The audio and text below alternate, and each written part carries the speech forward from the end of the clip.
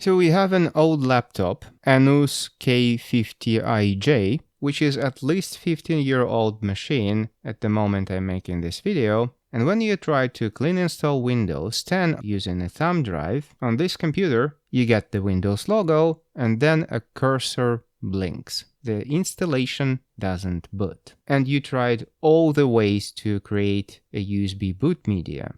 Etcher, Rufus, Ventoy, and even the official Windows Media Creation tool, and all of them fail. I don't care why you want to use such an old laptop these days. Probably you have your own reasons. However, what you need to understand is this machine was built before the universal acceptance of UEFI. That means that when you make a bootable thumb drive for it, you need to make sure not to select GPT in Rufus.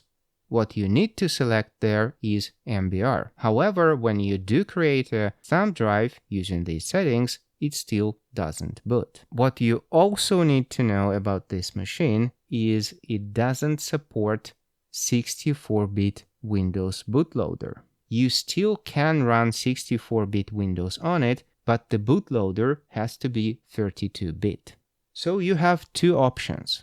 The first one is to try creating a DVD Windows installation media, since this particular machine still has a perfectly working DVD drive, which you can use to boot a Windows installation. However, that is probably too much of a hassle. Your other option is actually using Windows Media Creation tool, which you already tried. However, what you need to do in Windows 10 Media Creation tool is to make sure that you have selected both architectures in the architecture selection drop-down list. By default, it will be 64-bit. You need to make sure that it states both. After that, proceed to download Windows and create a thumb drive using Windows Media Creation tool, then boot from it, and then you will have a selection of either 64-bit Windows or 32-bit Windows. Select 64-bit and proceed with the installation. And this time around, it will work perfectly, and you will have a perfectly working 15-year-old machine running Windows 10.